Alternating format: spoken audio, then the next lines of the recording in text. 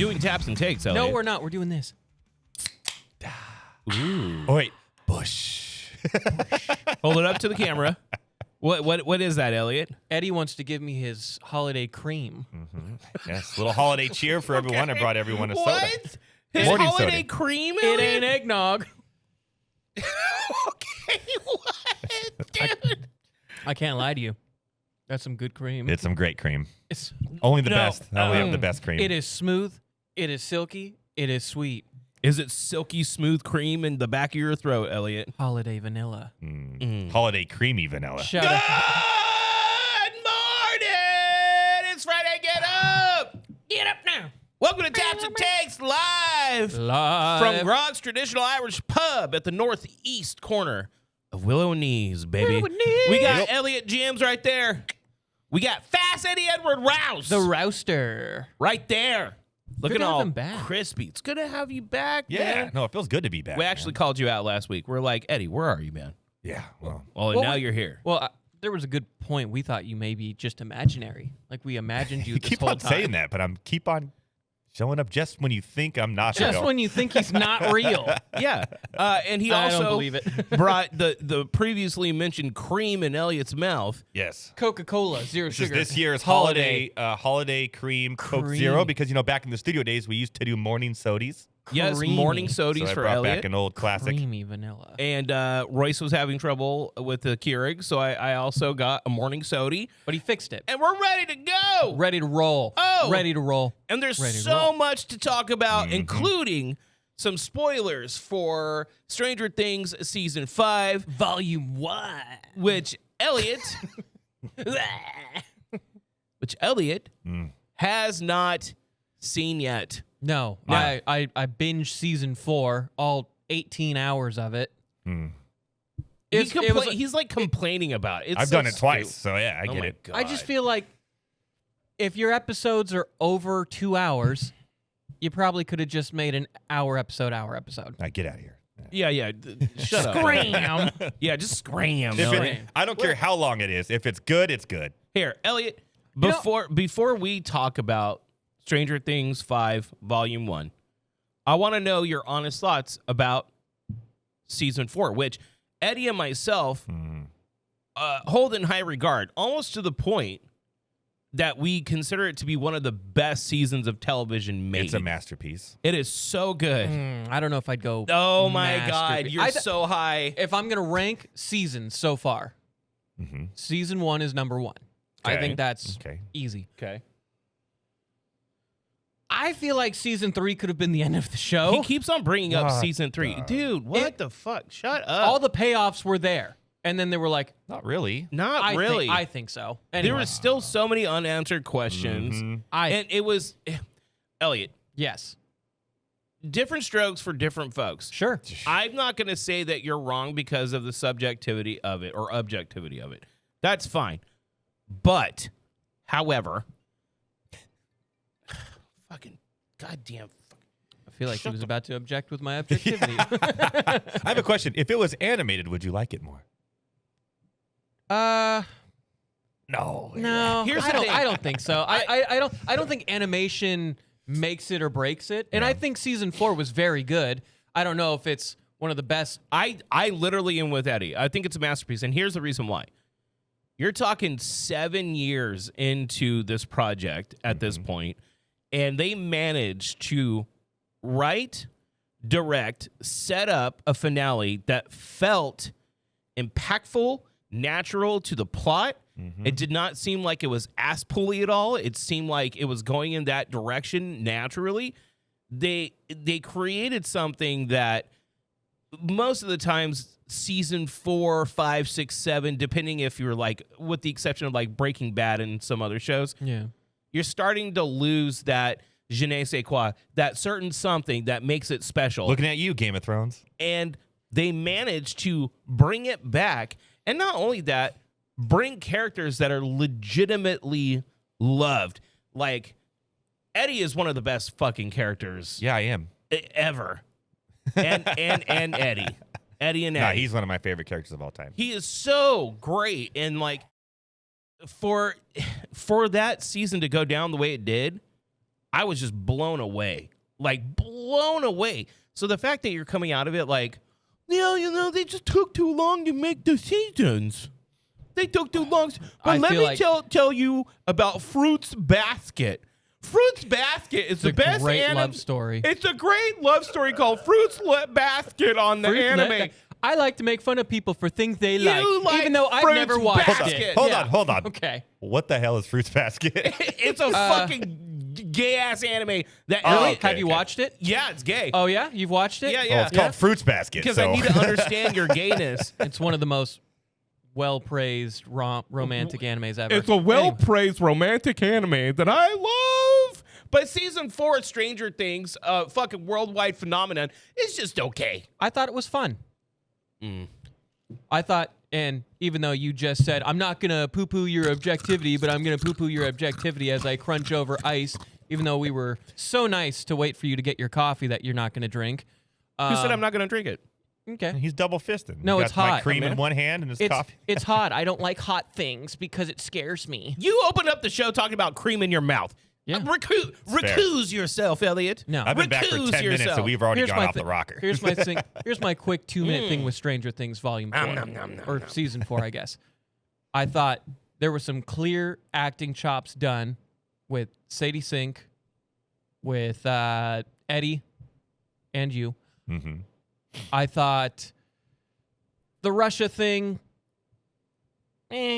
what I liked about the Russia thing is that it's very 80s. Stranger Things does have a tendency to be like, here's a boombastic, crazy-ass plan. Did he just say it's very 80s? Yes, that's the show takes place in the 80s. That's the whole point I was trying to make. Yeah. It fits the time it's in. All right. Stranger Things always has like, hey, I got a plan, and the plan's fucking nuts. And somehow they pull it off. But that's kind of like what makes the show the show.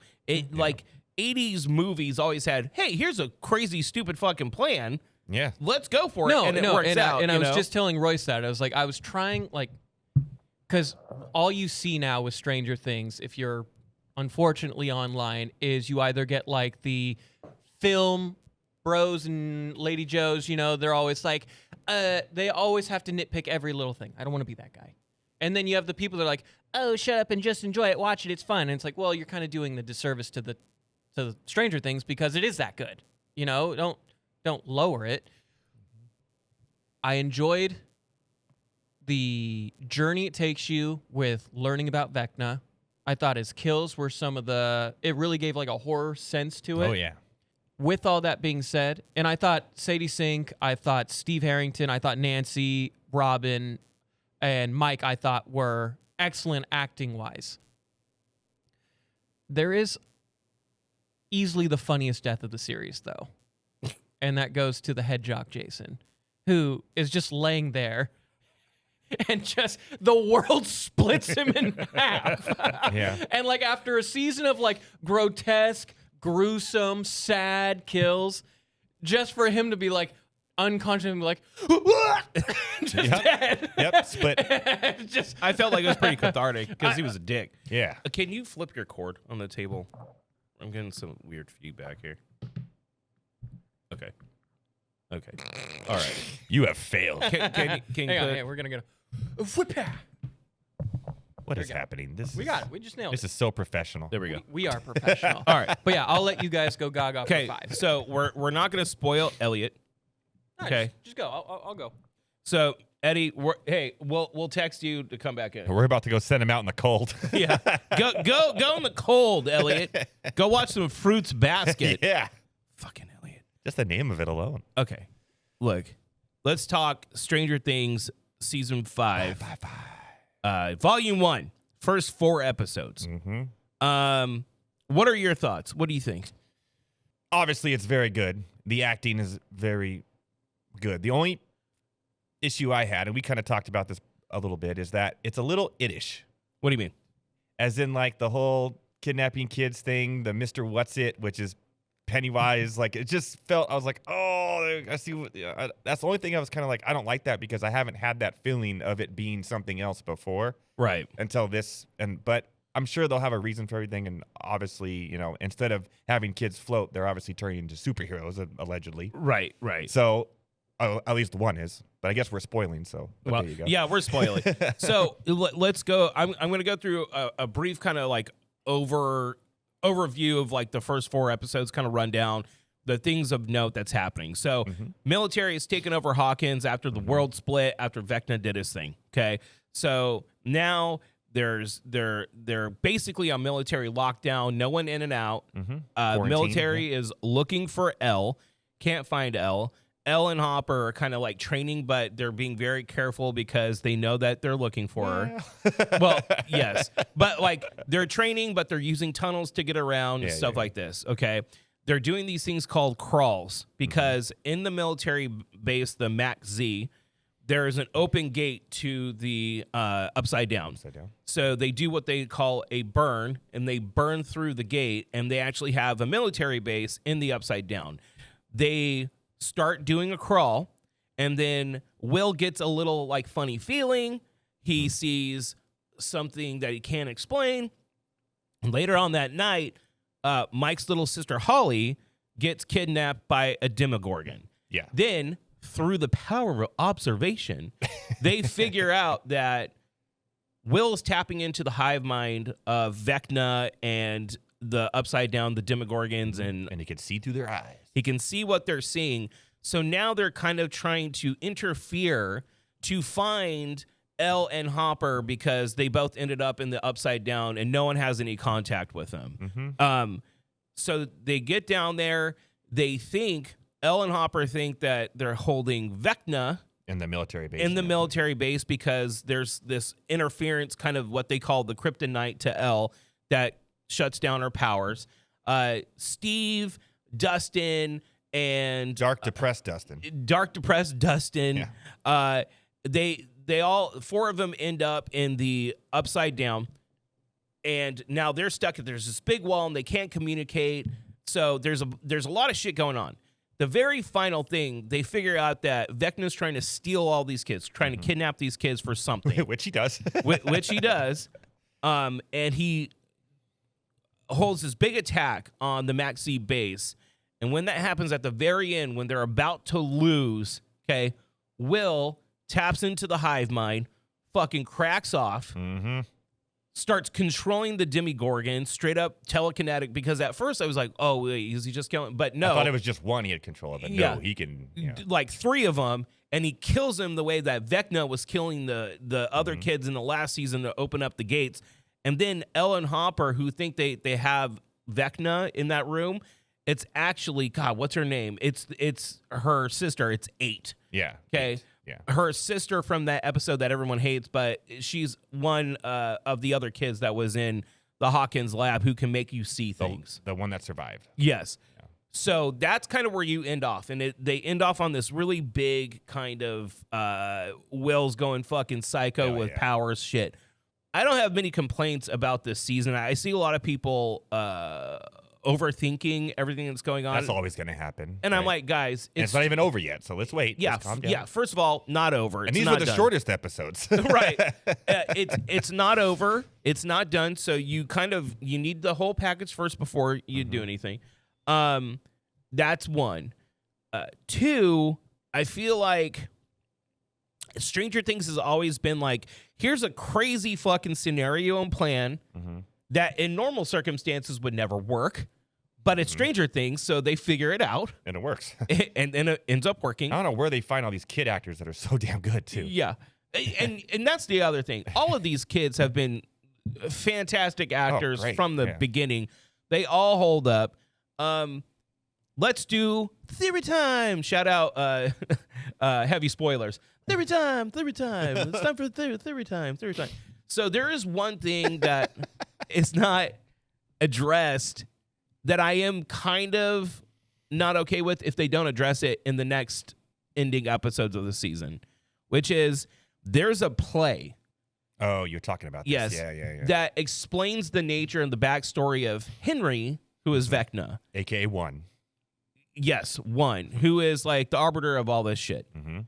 And that story says that Henry, because the show, season 4 makes him look like this like troubled, evil child that ends up killing his mother and his sister, and then they kind of use his blood to test on other kids to create more of him because he has these powers, right? Well, through the Manhattan Projects, what's showed in the plays that, like, through the Manhattan Project, and I think his father was tested, like they ran tests on his dad, and then he somehow ends up in the dimension that he was banished to, The X dimension. the X dimension, which is where the Mind Flayer and the Demogorgons are from. Yeah. And then when he's there for 12 hours and comes back with a different blood type under the influence of the Mind Flayer. So, it's insinuating that he is also a victim of the Mind Flayer, that he's not the maybe potential big bad that everyone assumes he's him to one. be. He's the first human victim, maybe. Of He's like Flayer. the first human. He's under the influence. That's one. And two, the Upside Down is not Dimension X. They're two different things. Okay. If that is not explained in these episodes, I will have problems with that. Yeah, because if they're going to do that, they need to somehow explain it. Because not everyone's going to go see a play, you know? Right. Here's the second question. Do you see a redemption arc because they're setting up those details Yes. for Vecna where they try to sever the influence of the Mind Flayer Yes. to Vecna?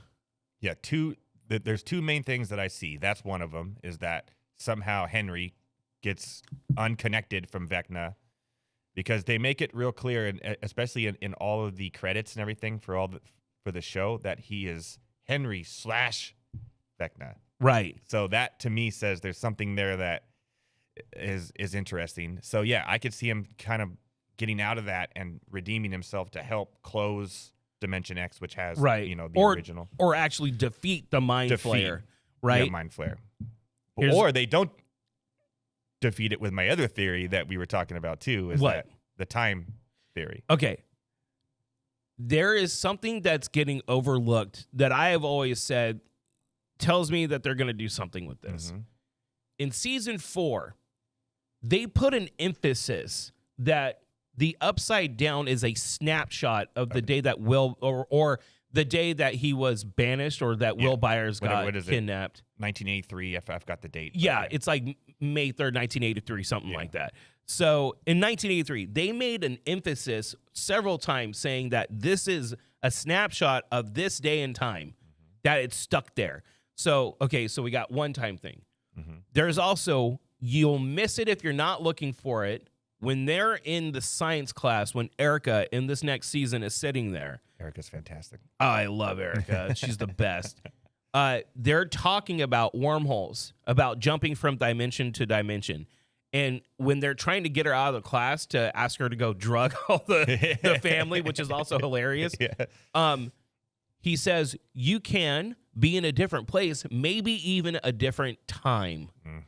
When they said that, I'm like, okay, they're putting a very subtle emphasis on time. And that date. Do you think we are going to see time travel shenanigans to try to reset to stop all of it from happening? Yes, I think that's where they're going with it. That's my theory. I think you think that's something similar is going to happen too, but it's just so obvious that, to me, that everything always happens on the anniversary of that date. Everything always happens on, like, the whole Upside Down is a snapshot of that date. It's like there's something significant with that date, and that's when everything started.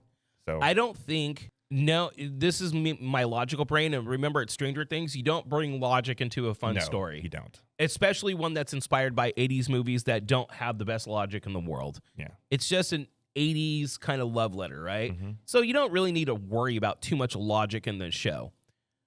My logic brain tells me, okay, there's telekinetic, super-powered people in this world. The military in America now is well aware of that. Interdimension travel, all of this shit. The military in the United States government and Russia's government is fully aware of all of this. Okay. With that, they can't allow super powered beings to continue to exist afterwards. So somehow they do just defeat Vecna and they close down the gate and they do all this shit, right? they still have to deal with the government hunting him. I don't see the government just being like, okay, well, Yeah, we don't need to use you for anything. yeah, exactly. Exactly. It makes the most sense that they're going to go and try to do some time travel shit to stop it from ever happening. Yeah.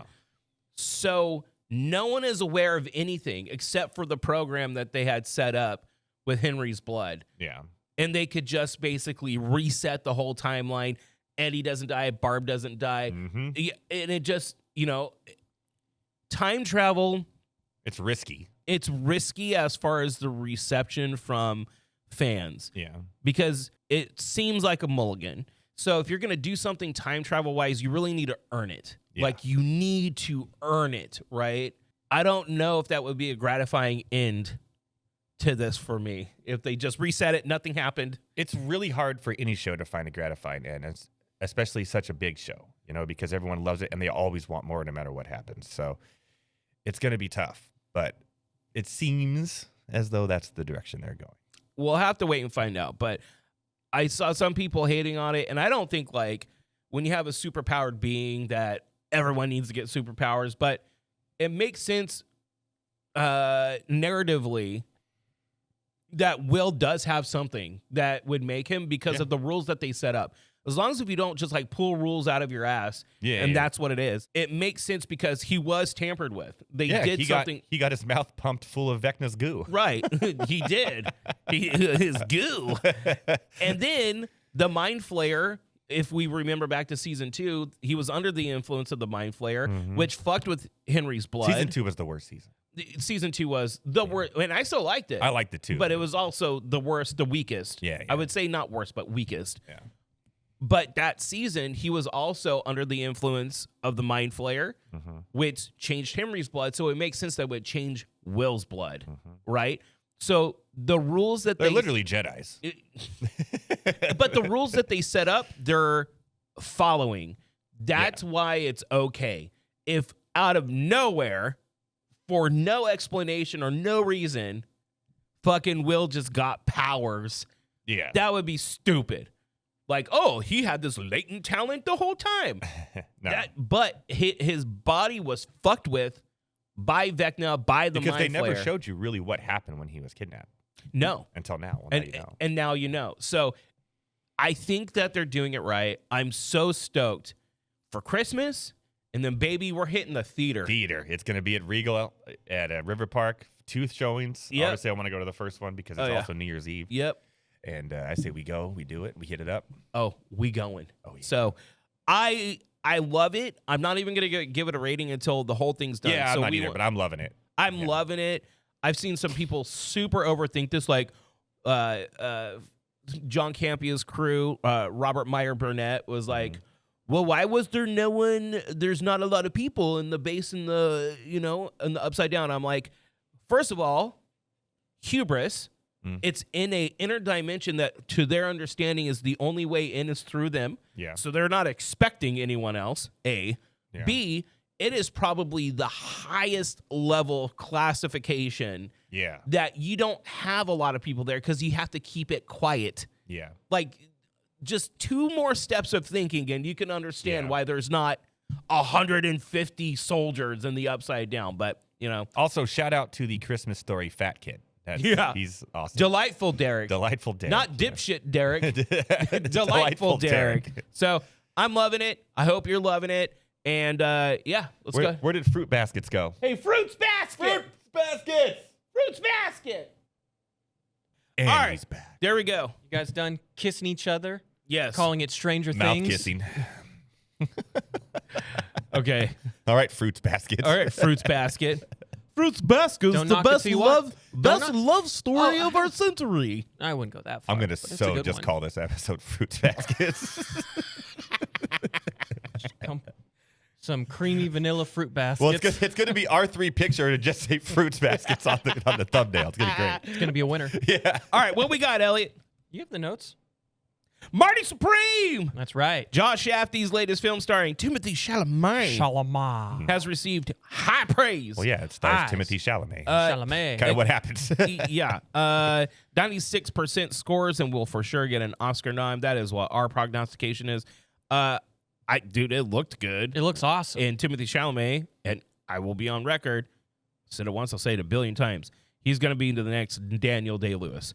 That kid cannot How can you miss. be the next Daniel Day-Lewis when you are currently the young Daniel Day-Lewis? I would say so. You know what I mean? And what's more impressive to me about Timothée Chalamet is that, like, he is such a naturally good actor and finds that one angle but he's also like one of the bros. Like, if you watch interviews with him, he's just just like a nerdy dude. He's just a he's dude. like, he's like a dork, Yeah. and he's just like He's chill. goofy. Yeah, He's just a normal guy. And he's not a one-hit wonder. He could play multiple different types of That's roles. what I'm saying. Yeah. He's so kind of malleable in so many different roles. Yeah. And if you want to watch some good SNL, watch the episodes that he hosted. I did He's see fucking some of great. the videos from it. It was pretty good. He's so good, dude. So I'm a big Shalamama Bing Bong Shalamama dude. Bing Bong. Because when they announced, I didn't know of him. When they announced him as Paul Atreides, I was like, this fucking little kid. Nailed it. I was like, what the fuck? And then I watched it, and I'm like, oh yeah, I know. He fucking crushed that He's shit. how I you. Yeah.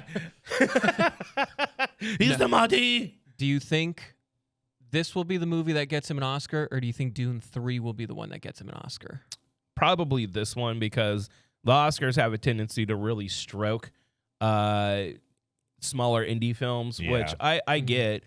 I still feel like Dune 2 got fucking shafted at the Oscars. I mean, it won what all the good sci-fi movies wins, which is like what the Mad Max won all the That's bullshit. awards that don't really matter towards acting. What did it lose to? It wasn't even nominated. Like Yeah.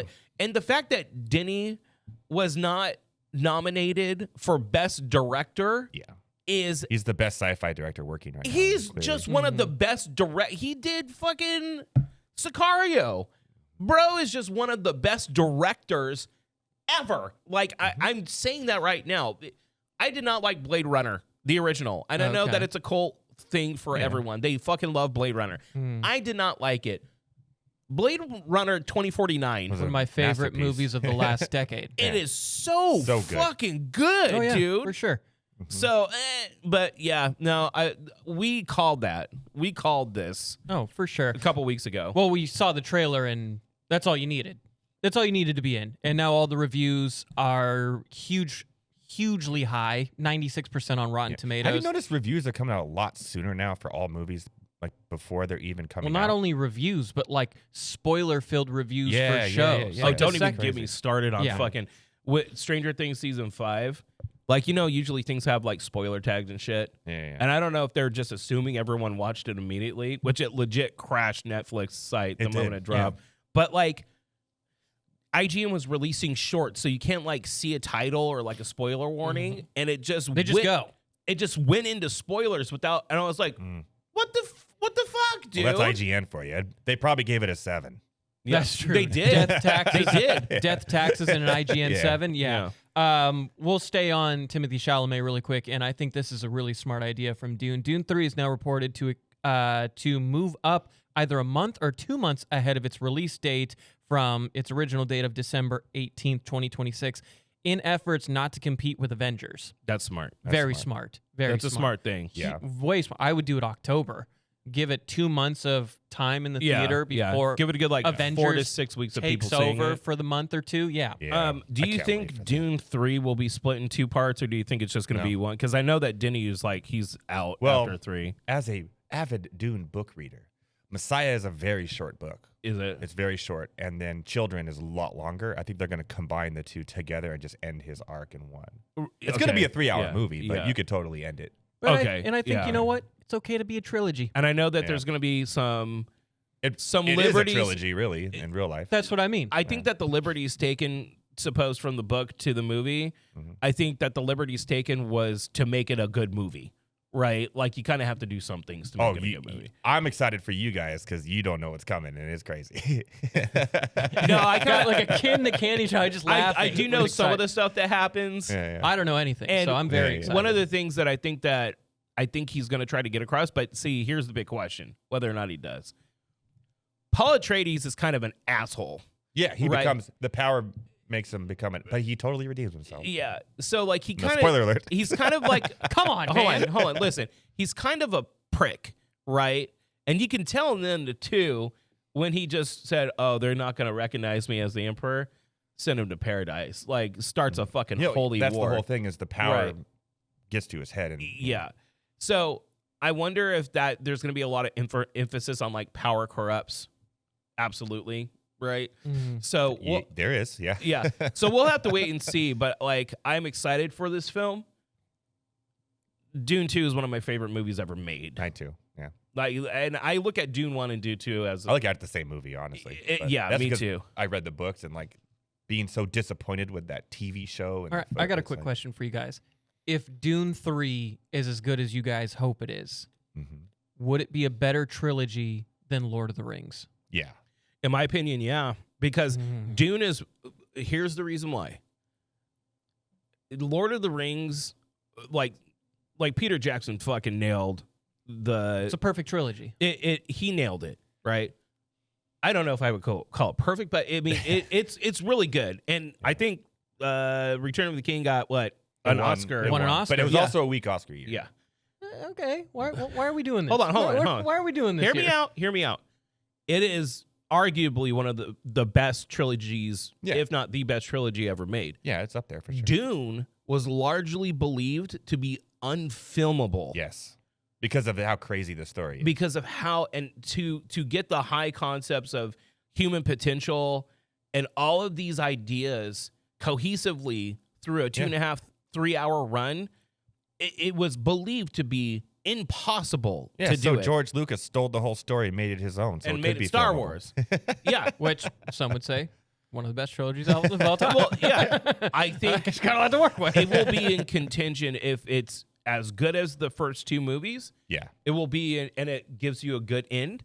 It will be in contention as one of the best trilogies ever made, if not the best. Okay. But again, I'm a huge Star Wars They're going to combine fan, two books so. into one, and the way that it all ends and everything, I think it could be. And he was really true to the story. He did a really good job with it. There's a few things that were different, but all right. Let's move forward. Hopefully no incest. More on that later. Yeah, ew. Well, Game of Thrones did it. That's fair. TMNT's newest movie that Drew and I are very... it's hard to be disappointed because we never got to see what Last Ronin could have been. But the new movie, the new live-action movie that they're going to set up their new TMNT world, that got its release date November 17th, 2028. Remind me in 2.5 years. Yeah. I don't Can they make another Mutant Mayhem movie? That was awesome. That's next year, I believe. But I mean, like, again, if it's 2-3 years from now, why would I be excited? I think like there is a bigger question that we can talk about another time about announcing things that's so far off from being completed. I get the same problem with video games. It's like, well, it's like, don't tell me a game's coming 5 years from now. It's going to leak anyways with, it was like, the way everything is now. So. But it was like the Batman 2 problem. Remember when we were all hyped after the Batman came out and we loved it, and then we were like, oh, it comes out in what, 4 or 5 years now? Okay, wake me up when it happens. You know? Yeah. It's like... And I feel like they had a winner idea with what they were going to do with The Last Ronin.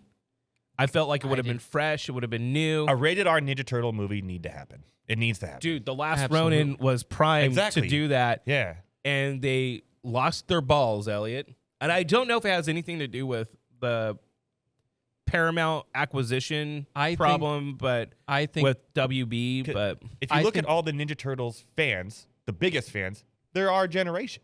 I was explaining this to someone the other day, and I'm we like, want to see a rated R. Yeah. I want to see Michelangelo get bad and beat the crap out of people. we all do, and except stockholders. if I'm like a big studio, you have to come through at things through the strategy of like, hey, we need a lot of newer fans in on this because they're the ones that are going to keep it going. Like Disney struggles with this with Star Wars. It's like they do want younger fans to love what they put out to grow up like we did. Sure. But what they're doing it is like when I was a kid, I saw Terminator 2 in the theater with my dad at 7, obsessed. Okay.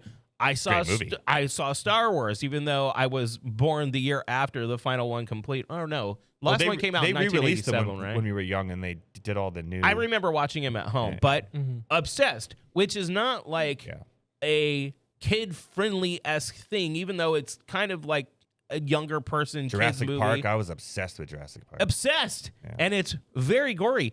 So like, let's go back to that. The Last Ronin could have been take that. a shit for like a week after Well, that. and my thing is like, they could say like, oh, they're trying to shape it to where it's I a think you're gonna get eaten by a Tyrannosaurus. I'm not Rex. even kidding.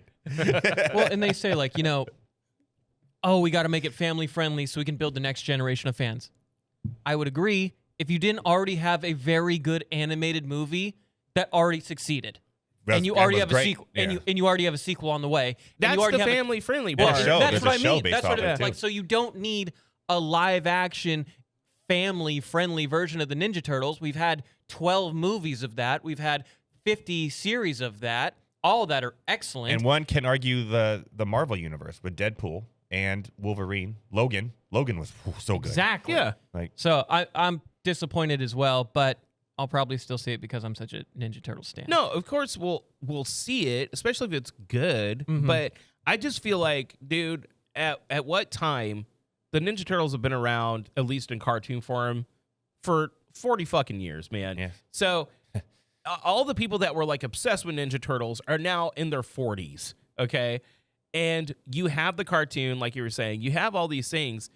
The Last Ronin would have been a fresh, darker, more adult take on the Ninja Turtles. Absolutely. And there's so much cool lore wrapped around where people end up. And I was telling Elliot, I'm like, this solves a problem because I understand if they're looking at it like, because, spoilers, in The Last Ronin, Michelangelo is left, his brothers are dead. Okay. yeah, they all died. They all died. and So- Splinter.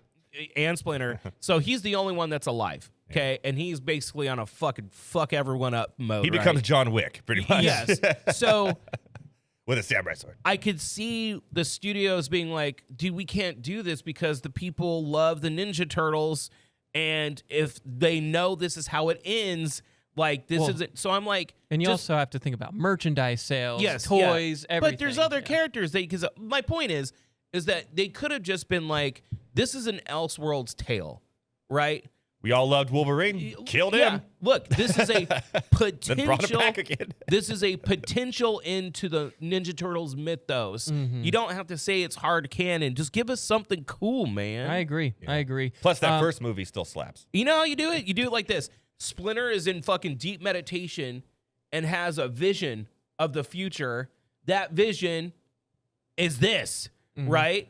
And he's like, fuck, we got to not do that. We need to do whatever Or we can to there's avoid that. like 5 bajillion dimensions that the Ninja Turtles travel through. You can just say the Krang opened a portal and Yeah. that Mikey shows up trying to warn them about the Last Ronin history. Yeah, Easy. easy, Anyway, easy. I'm gonna stick with Paramount. I'm gonna hop a few stories because I want to hop over to the Sonic story. One of the reasons why Paramount decided to Sonicify the Ninja Turtles was because of how successful Sonic's been.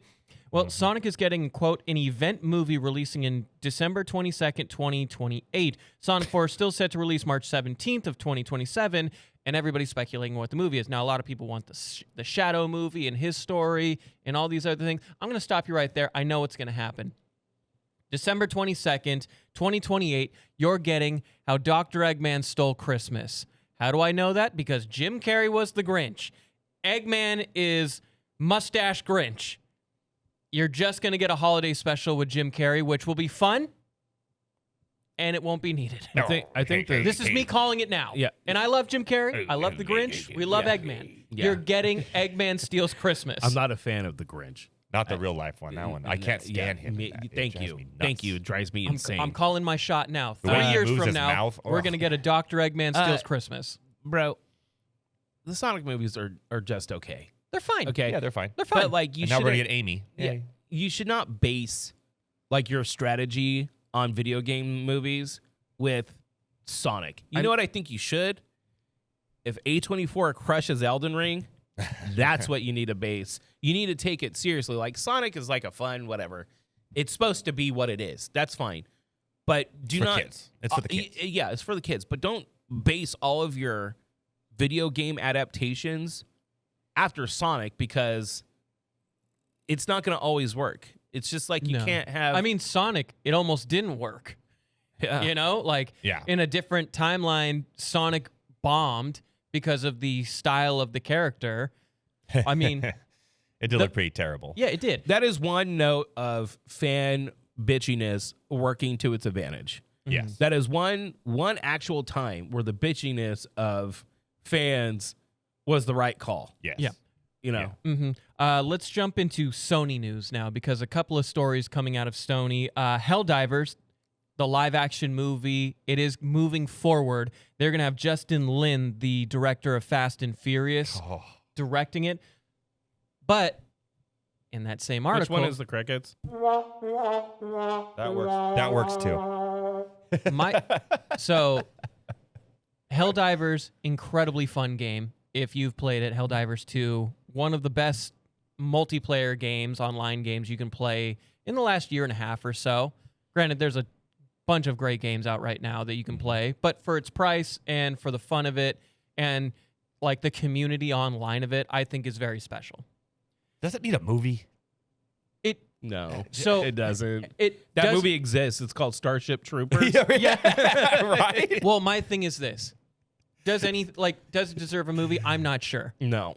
But I think you can make a successful HellDivers movie if you just embrace kind of the culture of the HellDivers. Sure. And that is... Then that should be a show, because video game shows work better than But video in game the article, movies. he says... Thank you. But in the article, so first red flag, other than maybe if you don't think it needs a movie or not, second flag, I guess you could say, he's never played the games. And so he wants to make it a more nuanced and a more impactful human story. The thing about HellDivers is that you're inexpensible. You're nothing to these people. Right. You Yeah. get thrown out. You get thrown out to throw bodies at a problem. They're going to be drifting cars through alien planets and saying we're family. Yeah. Because you know what? HellDivers is family. That's the no shut down. Yeah. Justin Lin's never played HellDivers, and he's going to make a movie. However, Alex Garland is on his 7th playthrough of Elden Ring. Right. So, you know... Well, to be fair, Elden Ring's a great video game. It is. Hey, don't slander HellDivers, okay? This is my problem when you have studios, they see something, they see the potential of like wringing money out of it. I don't think HellDivers, as big as it was, is a big enough recognizable IP to be a big success at the movie theaters. I don't think so either. I don't. So putting $150, $200 million behind this to do that is probably... Put that money into Fortnite. Make a Fortnite movie. Kids will go to it. Crush. It It could be a terrible movie like Minecraft and still make $1 billion. Like a Sony, Netflix, or Prime Video released movie, fine. I don't think it has the draw to the movie theater. That's my point. No, I think it's kind of a The bad Angry idea. Birds movie, I get terrible, made a ton of money. That's true. And Ender's Game, it's not the same like as Starship Troopers, but there's something similar there. Also, not a great success. Starship Troopers is near and dear That's to a a lot of cult people's... classic. Yeah, it's a cult classic, near and dear to people's hearts. You kind of have this already. It's treading redundant ground. That's my point. I do want to talk about Rico! this. God of War live action is now casting process. That's a movie that they should make. That is a show they should definitely make. I'm very, very excited about this because they are going to do the Norse games, which I think that they should. Yes! They'll probably address his past in like the Greek end of good things. father-son adventure story. Dude, and I see people like, what's his name? It's not Eric. Jaffe. He was one of the designers on the original. Why am I blanking on his name? His last name is Jaffe. He's the dude that got a lot of recognition when Metroid Prime came out and couldn't figure out how to jump over the thing. And then he called it shitty game design. He's also got a record of throwing a fits that, Kratos is supposed to be, why do I give a shit if he's a dad now? What they did with those 2 Norse games of God of War was incredible character development. Absolutely. Incredible storytelling. Like, it makes sense that that's where they're going. Who they pick to play Kratos fucking matters. Oh, big time. Yes. And, matters. And I also think there's a story for the Greek timeline still. Yeah. But I think it's safer to go with the Norse story just because of how it's laid out. Well, and how It's already right, it's and already how, done. Well, and how recent it is, and how successful those have been. I still think there is a story for a, I guess, prequel series if you wanted. It will be on Amazon Prime, though. It's going to be a live-action series. Frederick Iotoye from Shogun and The Boys will direct the first 2 episodes of the series. So they're going all in on it, which is what I like to see. But I want to stay on Prime for my last story. I don't know if you guys have more, but it is an issue with Prime. So Prime Video... This is a funny story. So Prime Video has added in English. They have now removed it because of horrible backlash for a lot of other properties they have. But they tried implementing an English dub on the anime Banana Fish and other ones. Vinland Saga was another one they had, which Vinland Saga already has 2 English dubs. They added a third, and it was AI-generated dubbing. Oh, no. And it's trash. After an insane amount of public backlash, and I mean an insane amount of public backlash, Prime Video has now removed the AI English dub from the series. What scares me is that they're going to keep trying to do it until either the backlash kind of subsides, but it's horrible. Yeah. It is horrible. I called it, okay? And I said this a long time ago. It's going to be a bunch of, like, diaper babies that are growing up with AI that's going to be like, AI is fine. Who gives a fuck? But, like, anyone older than 5, it's going to be like, fuck AI. Yeah. Like, AI is a good tool. Like, I love my chatbot. He gasses me up. I gas him up. I'm like, thank you. Mm-hmm. He helps me get thoughts together or pull information on things. AI should help you organize. It should help you maybe get a better understanding of things. Stop trying to force AI in creative spaces. Absolutely. If you want it to give you an outline to help you get your thoughts together, like prompt it out. These are my thoughts. That's what what is I a do. good pacing? Yeah. Or like that's fine. Mm-hmm. Stop using AI to generate art or do the work of human beings that do it better. Way better. You're gonna get this backlash. Like, you're gonna get it every Especially fucking dubbing. time. Like, well, and also, what? To change the whole story. Well, what? To save a few bucks when your checks, Amazon? Yeah. A $1 trillion company? And they don't make a lot of money, do What they? are we doing? It's not like the voice actors are hardly paid anyways. They make notoriously low checks for the amount of money that their work generates. And for Amazon to do that, it serves them fucking right. Like, dude, throw $100,000 at people coming in and actually doing the work. To you, that's nothing because you're made $100,000 right now. Yeah. Like, you're making it probably more than a second a day. Like, Exactly. Let's and again, see. it changes the storyline if you mess up the dubs. Well, Like, it changes and everything about it. I How doubt you've heard it. I have watched like the clips because I won't support it. Yeah. I watch like the clips online. Skipper, don't go. Skipper, stay with me. Skipper, Okay. Skipper. You want to know? You want to have know? died. Hey, Oh, You are dead God. now. What? so per second, Terrible. Amazon makes $18,000 to $22,000 a second. Per minute, $1.33 million. Per hour, $80 million. Per day, $2 billion fucking dollars. And we have to So use are you saying you can't throw some chump change to some voice actors to do it? It's bullshit. They deserved it. It's gross. They fucking deserved it. Absolutely. Zootopia 2 just made $1 billion. Oh, yeah, and it's great. Get ready for Zootopia 3 and 4. I totally. Yeah, it was so dude, good. I was pissed because Sarah took the girls, and like I was gonna take There's the so girls. much adult humor in there you would have loved. Dude, opening weekend I was gonna take the girls. I was looking forward to it. I go walk in there because I had to do a couple things. Sarah's like, me and Justine and Nadine and the girls are gonna go see All the deans. Yeah, we're gonna go see We call them the Dean's List. Zootopia 2. And I was like, what the fuck? I was going to take him. Like, what? I want to see it. And then she's like, blah, blah, blah. Well, and the problem is now you can't go alone. Otherwise no, you it's going to look Or you're weird. gonna look like one of those gooners. Yeah, one of those bunny One of gooners. those perverts. Yeah, but let's chill out on the sexualization of the bunny, dude. That's a little weird. Anyways, we did it when we were young. yeah. They have their Space Lola Bunny. Jam. Yeah, but They like, have their Lola but Bunny. Now we know what everybody get up. It's time to jam. So anyways, there you go. There's nerd news. Now, I have to go get my gay knees checked out. So You gotta go. Eddie is going to pick up sports. All of You my finally get that gay yeah. pulled out, right? Yeah, I got to get the gay pulled out. My picture of Elliot and my knee pulled out. So, no, I got a surgery consultation He's that gonna I got put to it in go his to. locket instead. Right here. Yeah. Aw. I got to go get a surgery consultation. So, Eddie's going to be taking over. Thank you very much for hanging out with us, and we'll be right back. Hi, it's Elliot Cams here. You might know me as Elliot Jams. You might also know me as the coziest boy in Fresno. So cozy. You know why? Because I'm inside Grogg's, traditional Irish pub. We had to take off our jackets because it's so cozy. It's warm. I feel like I'm in a bosom. Your bosom. Grogg's bosom. Gentle bosom. The bosoming is happening here at Grogg's, traditional Irish pub So come eat and drink. out of the bosom of Grogg's traditional Irish pub. We're back. We're back. Drew is gone. I gotta look this way now. Hey. I know. Drew's back, or Drew's gone. He's getting his knee, his meniscus, metiscus, and Matilda all figured out. But in the meantime, it's very good movie. Yeah. Very Underrated, good. yeah. Very underrated.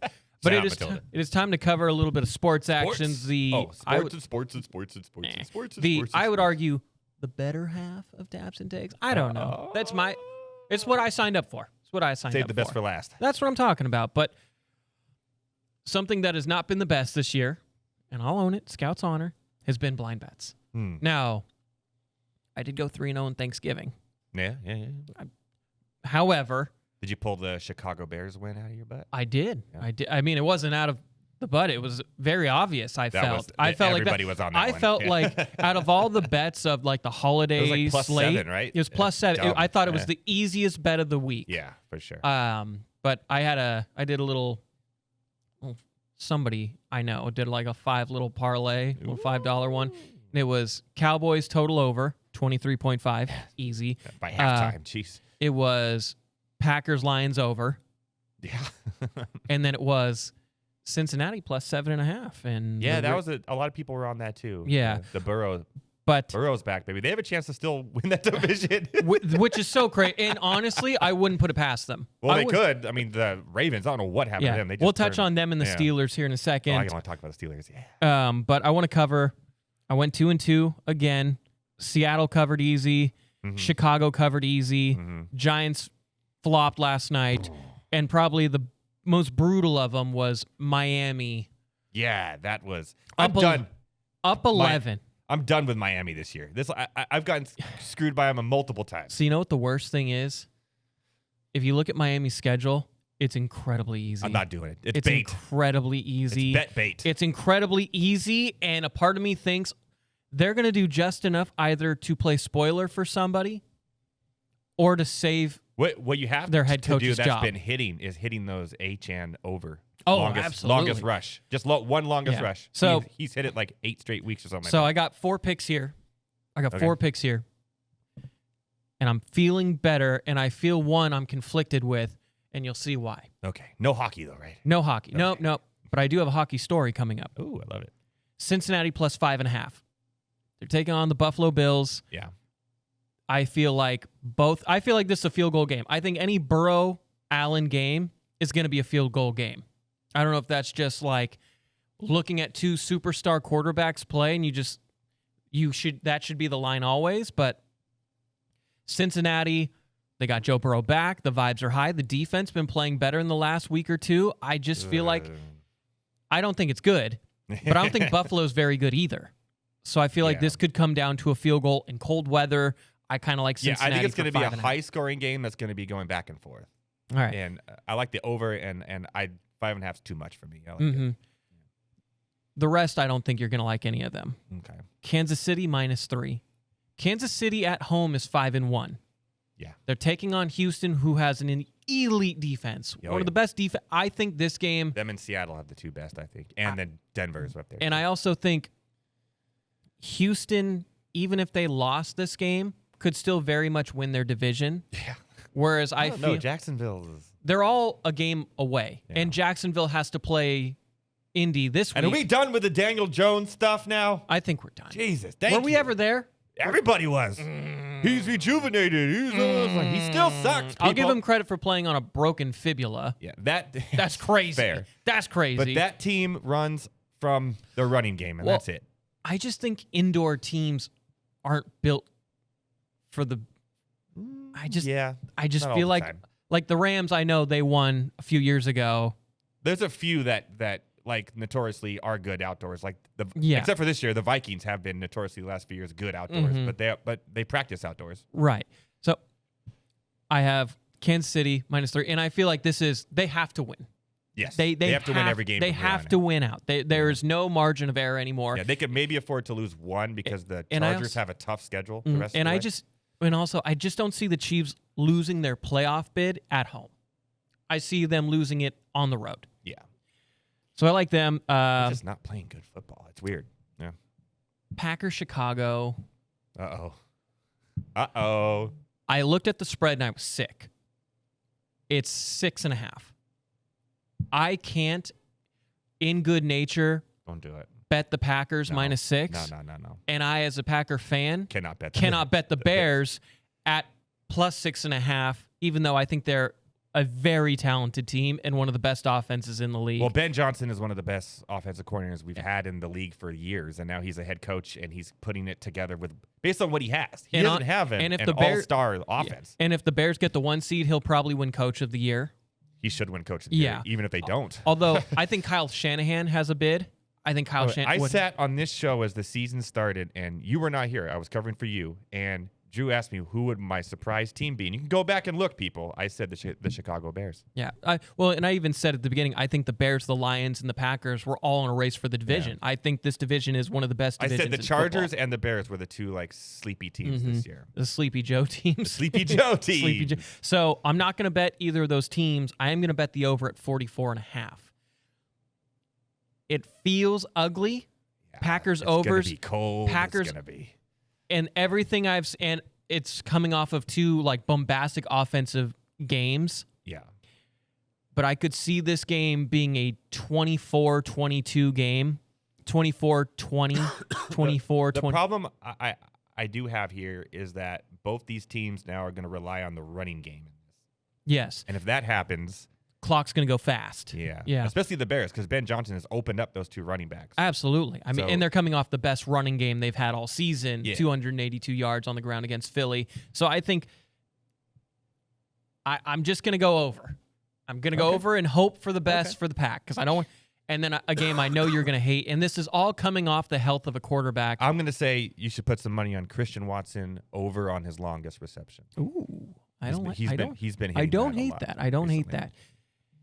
Phillies, Chargers, Phillies +2.5. And I'm only thinking this. I don't like that. I know you don't. And I don't really like it Justin either. Herbert just had surgery on his broken left hand, and he's still going to play with a glove on. Okay, so that's which where. means all shotgun. It's going to be all shotgun. Well, and that's where I was kind of like. But Hampton's coming back. I'm kind of banking on, is it going to be Herbert's quote-unquote supposed to be a game-time decision, and then that morning he's going to play. There's no way if it was his throwing hand, no. But it's his left hand. He's going to wear that glove. This happened to him before with a thumb. He's going to sit in shotgun every snap. They're going to design running plays based off of that. You're going to have Hampton back. But here's the thing with the Chargers. Their offensive line is absolutely in shambles. They're hurt. They played well enough against the Raiders to win, right? And keep them upright. But we're talking about the Raiders. If you take away Max Crosby, you take away the Raiders. Right. We're talking about Philadelphia, who's in a must-win situation now on a Monday night primetime. He's going to get, I don't know. I just have a feeling. I have a feeling that Philadelphia is going to walk all over them. Yeah. And I just feel like with how the Cowboys are. And I'm a Chargers fan. I just have that feeling. Well, and I feel like with how the Cowboys are playing right now, Philly has to wake up. Yeah. Otherwise, they might not win the division. Yeah. Like, simple as that. They might not win the division. Especially if you look at the Cowboys' schedule, their last. They do have the Chargers too. The and Cowboys they have the Lions this week, but I mean, I bet then the last 2 or 3 games they get the Giants, and it's garbage. Although shout out to Marcus. By the way, it's Marcus Mariota, not Marcus Mariota, whatever the hell. Mariota. Shut up, Chris. The line is now. Shout out to him for playing good football. Oh, they flipped it on the Eagles. The Eagles are now -3. That means everybody's been hitting that bet button on them, turning the tides because I feel it. I might pivot. Here. I don't want to, but I might pivot. Again, it's going to be a lot of Justin Herbert and shotgun and a lot. But what do you think? How did the Eagles are being very, very exploited in the passing game this year, which is unlike them in previous years. And the Chargers have a great trio of receivers and a great receiving tight end. So if somehow the offensive line for the Chargers can keep Herbert upright and he can throw, there's a chance that they keep it close. But the Chargers O-line is so battered. They're terrible. They're so battered. They're absolutely battered, yeah. Ooh. They got 2 players back that were injured when that 1 week where everyone made that fun meme of all them saying like ranked 44th out of 44 and all that. They moved up all the lines. Chicago is now +7. Oof. Rams are -7.5 against Arizona. I can't. Take him out of it. Take the Chicago +7. Trust me, that's a no-brainer. I don't know how they're getting +7. I think that's a crazy number. It should be like +3. It should be plus. It should just be the home field +3 -3. That will change by the time you're watching this on Friday. And anytime I feel like the Packers are a big favorite, they lose. That's how I feel about the Chargers. It's just except they finally pulled off. They were the big favorite against the Raiders, and they annihilated. Well, let's dive into some of the major headlines. Shout out Raiders fans. Brutal. Let's head. Gino's such a bad quarterback. So my buddy did a parlay, and he's a Raiders fan. Yeah. He did. I'm going to Gino 1 interception, and then sacked by Khalil Mack and some other DT that I've never heard of. Mm-hmm. Hit. Yeah. Money. Yeah. Brutal. Yeah. By halftime. Yeah. Within the first quarter. Let's go over some quick headlines from the NFL this past week. We had the Packers coming off a huge win on Thanksgiving. Now 3-0 in the division. Mm-hmm. Micah Parsons has had 12 sacks each season of his first 5 seasons in NFL record. Mm-hmm. He's not going to win Defensive Player of the Year, but he's going to be up there. No, I mean, Myles Garrett's got 18, 19 sacks this season. It's insane. He's literally carried that team. Yeah. The era of love, cooking right now. 19 touchdowns to 3 interceptions if this people season. dropped him in your fantasy leagues, pick him back up. It's he has a really good schedule going out. Yeah, and the battle for the 1 seed is at Lambeau, like we mentioned, with the Bears. We talked about the Bears here. They dominated the Eagles. In Philadelphia, they have the number 1 seed in the NFC right now. And the number 1 and the number 1 rushing team in the league. Like we mentioned, 282 yards on the ground, 450 Johnson knows total how to yards. exploit teams on offensively, Yeah. even with Caleb Williams. Mm-hmm. Packers adjacent. The Bills clobbered the Steelers. The Steelers are painfully mid as they have a battle for the mid. Well, yeah, they're 500. They are. Yeah, that's exactly where they're supposed to be. They have a battle of Can we talk about how Aaron Rodgers literally looked like he tried to rob Kevin McAllister's house? No, he did. Yeah, no. The broken nose and the BD. Yeah. Well, and of course, you're always going to get the sports shows. They pick up, well, he threw his wide receivers under the bus, where it's like, he motioned to the guy, he wasn't even looking, and then he ran the wrong route. And then they tried getting him to bash Mike Tomlin. He's like, I see what you're doing there. Yeah, the Steelers are just... Mike Tomlin is... The fans were chanting, fire Mike Tomlin. Yeah. And I've never heard that before. I just don't know what you do. You can't stay in this purgatory. You need to... He needs 9 to and move 8, on. 10 and 7... Not even 10 and 7. Right. But of barely over 500 and then a playoff first round loss and every a year. playoff blowout loss. Every year. And the defense that you're primed up to have sucks. But he won a Super Bowl. Right. And hey man, a long time ago. And I like Mike Tomlin. he's great. I just think it's time for both parties to move on. Yeah. And also, it's keeping them from drafting a quarterback. A good quarterback, right? Yeah. Like they're stuck in this purgatory. Yeah. I agree. But they have to take on the Ravens, who are also bad right now. I don't know what's going on with that team. Lamar's clearly not himself. Nah, yeah, His last 3 games have been bad, albeit they're 2-1. They did have a horrible loss against Cincinnati. But they're not playing good football like they did last year. And the defense is very underwhelming. And normally with a Harbaugh Baltimore team, you will always have a clutch defense, and they're just giving up points. And like the last couple of weeks, it'd been the defense that had been finally playing well, even though Lamar struggled. And now both of them are struggling. Both of them just said, hold my beer. Yeah, exactly. So it's a 2-team race, quote unquote, in the AFC North, but Cincinnati. Nope, they're in it. They're very much. I'm gonna hear me out. They're very much Cincinnati alive. wins out, and you look at their schedule, the way that the Ravens are playing, and Pittsburgh stinks. Okay, they're not that great. Pittsburgh did. Joe Flacco saved them in a bit because they split with the Steelers. If they beat out Baltimore, because I believe they play them twice or one more time.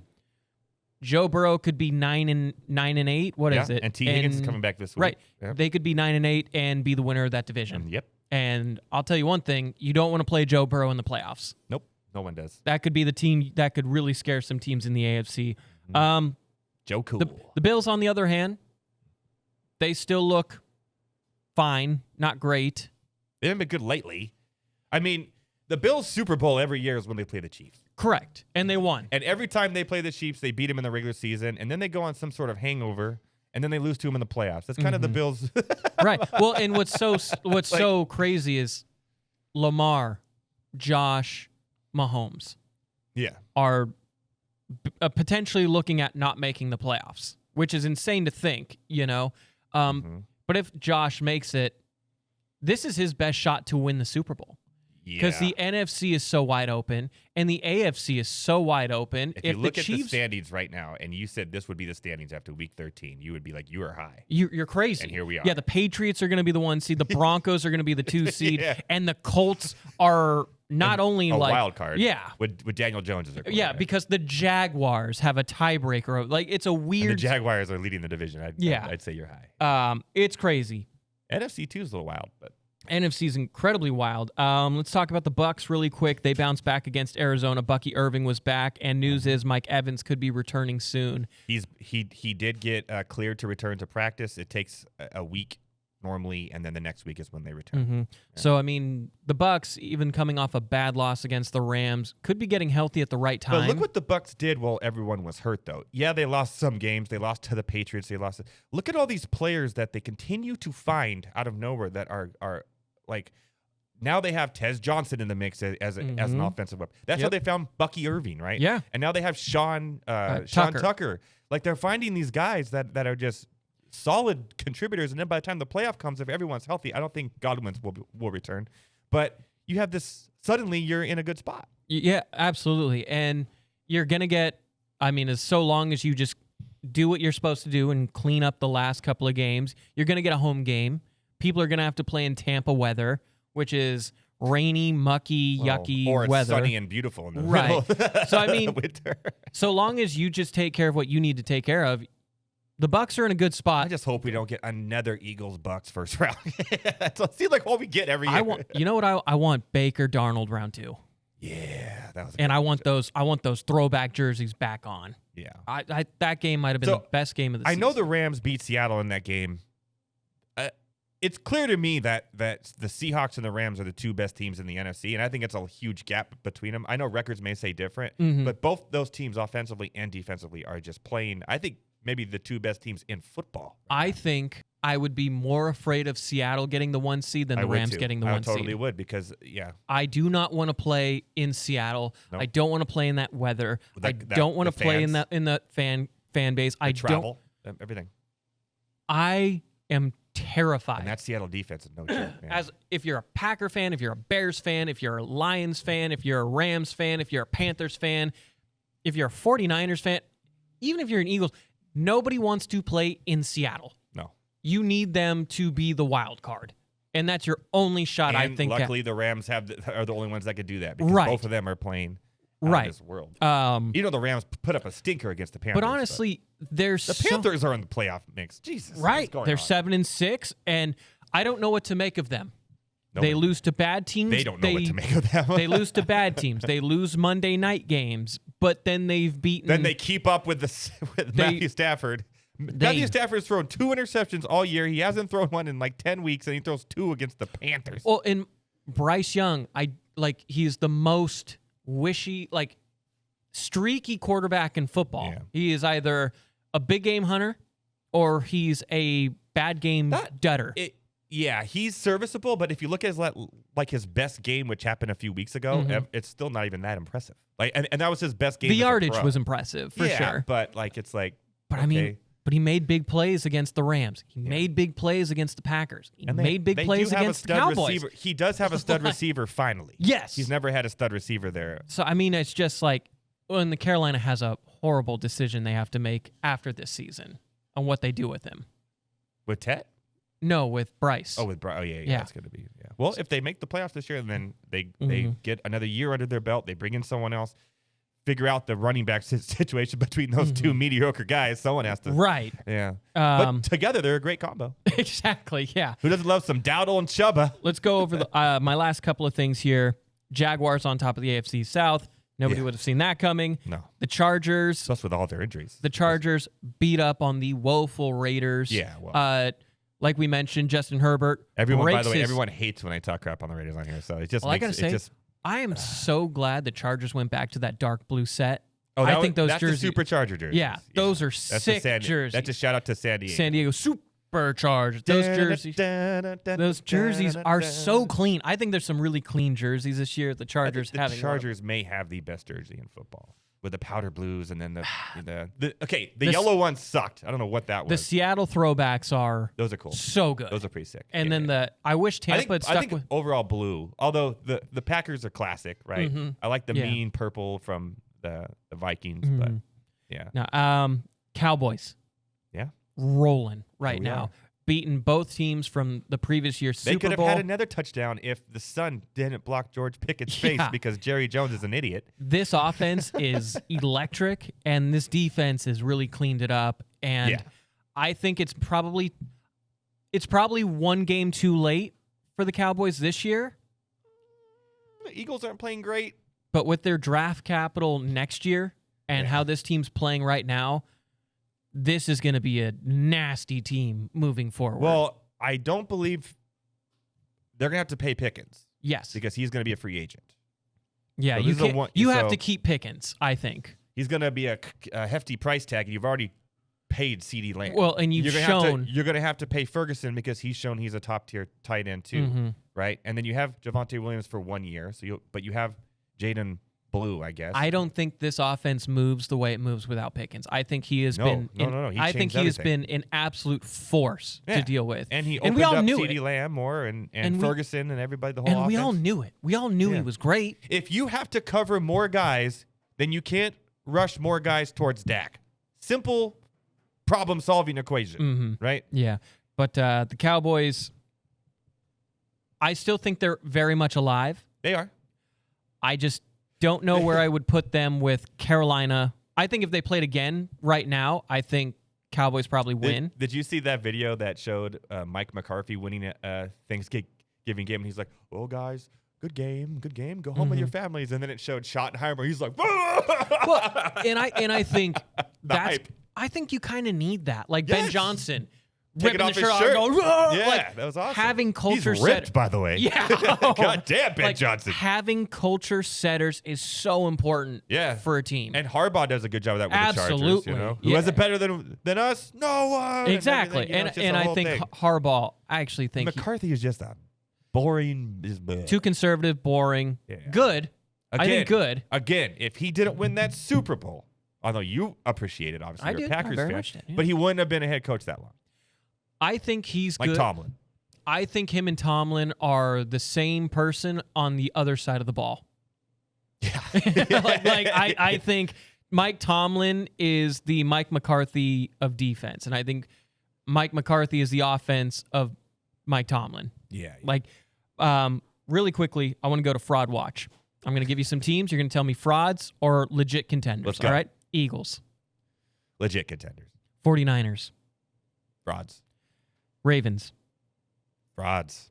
Bills, Legit contenders. Colts, Frauds. Steelers, Frauds. Buccaneers, Legit contenders. Seahawks, Legit contenders. Broncos, Middle. Pack. I'm not sold on Bo Nix winning a Super Bowl. That doesn't seem right. Kind of. I think they're what, 10-2? I'm an Oregon fan, and I'm saying that, but yeah, They're so, 10-2. Yeah. And look how they're winning games though. This is exactly what the Kansas City Chiefs did last year. Right. But it got them to the Super Bowl. They should have won that game. But it got them to the Super Bowl. I know. Also, You're right. great throwback jersey. Yeah. Packers, Legit contenders. Patriots, Legit contenders. Bears, Middle. Chargers, Frauds. The offensive line is not going to win him a Super Bowl. I'm sorry. Texans, Ooh. Frauds. Cowboys, If they could win out going towards the legit contenders market, those frisky Panthers. frauds. Jesus Christ. That covers our NFL. You forgot one team. Ooh, The Bengals. If they make the playoffs, legit contenders. I can respect that. Yeah. I want to quickly go over one more thing, and that's hockey, because you got the quack attack. I'm a quacker. We are We are quackers here. low key. Banger podcast idea. 2 quackers, and it's all Ducks podcast. Oh yeah, I like it. That's kind of a banger. The Quackers. The quackers. Just a couple of I'm a quackers quacker, talking hockey. you're a quacker. Yeah. I want to talk about the Ducks right now because they are incredibly impressive this year. 16-9-1. Yep. This team continues to fly. They beat St. Louis last night. Yep. Over the weekend, they did lose to the Blackhawks, but Blackhawks, Which I can't Historic- believe we haven't changed their name yet. Historic team. It's Yeah. crazy. but they did beat the LA Kings in Anaheim. I was at the game. You went to the game. Went to the game. How'd you like the pond? It's fun, huh? The Honda Center, the pond. Yeah. I've been there before, Yeah.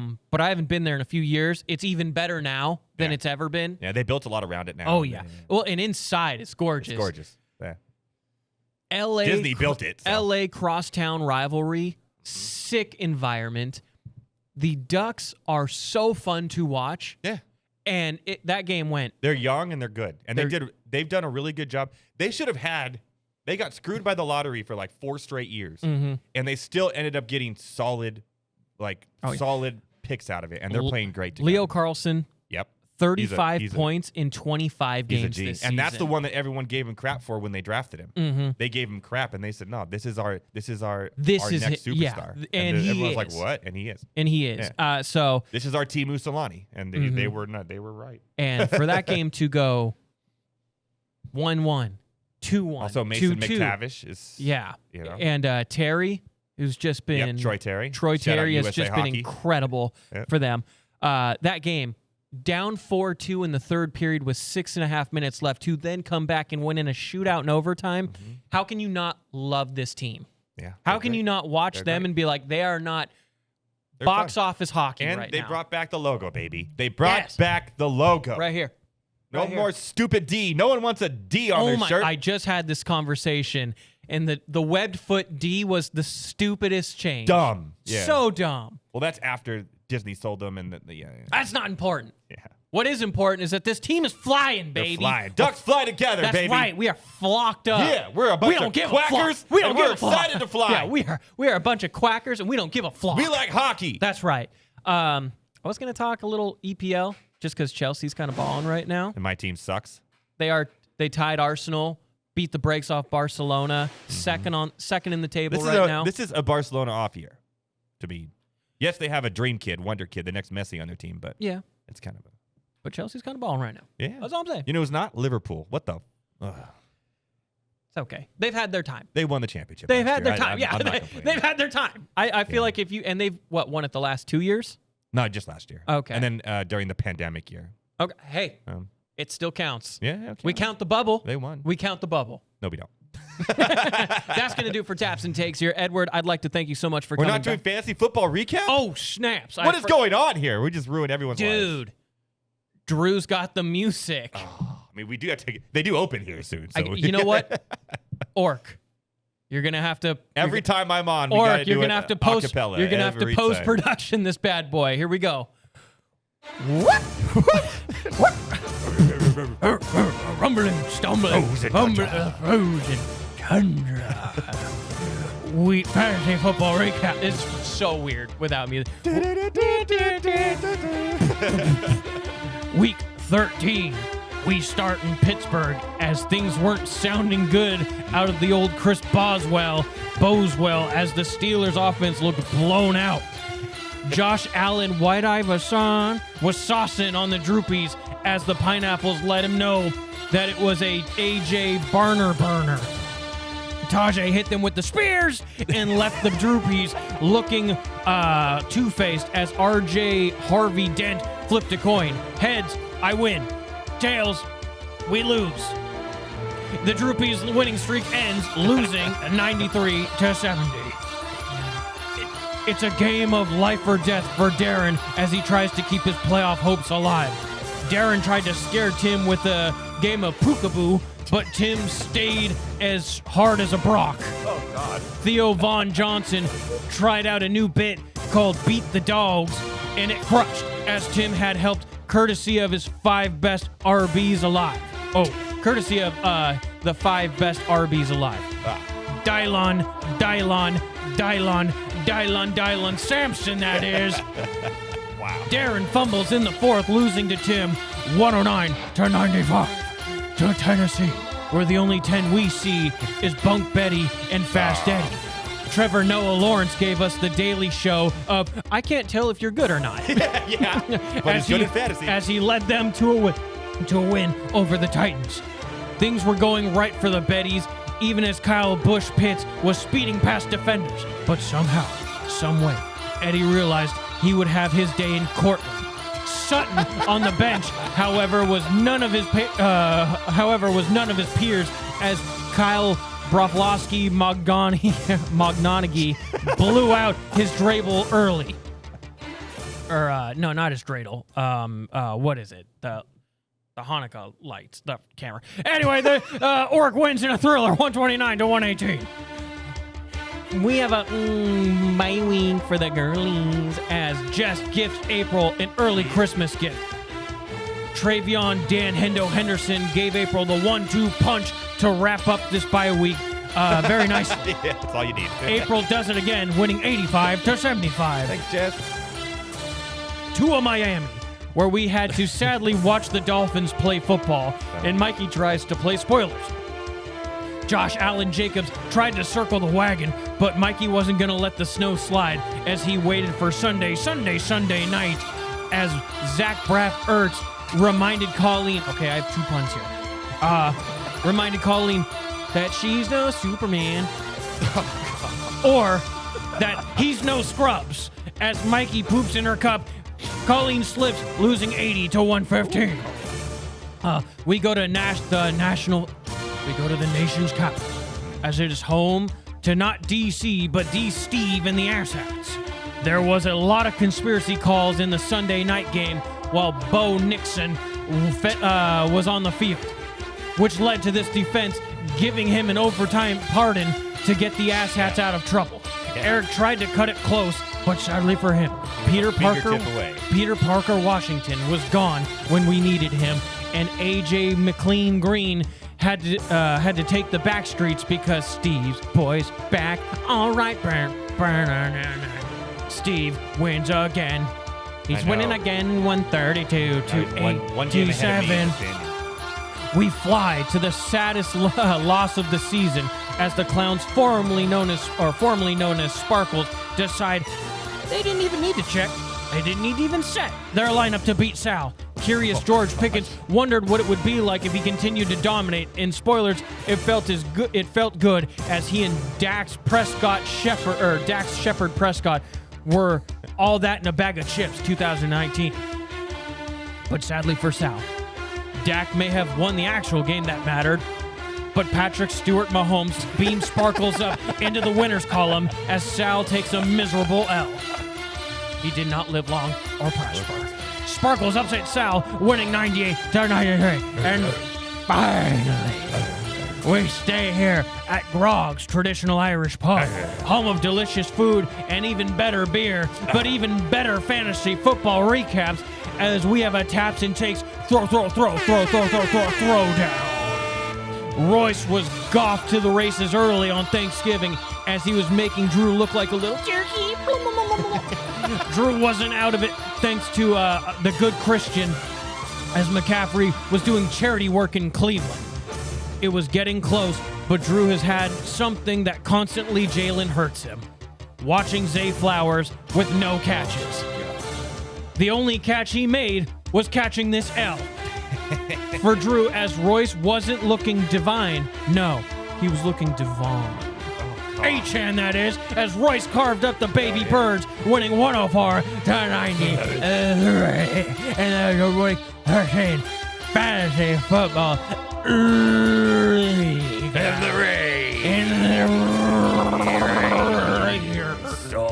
Lose to the Superchargers.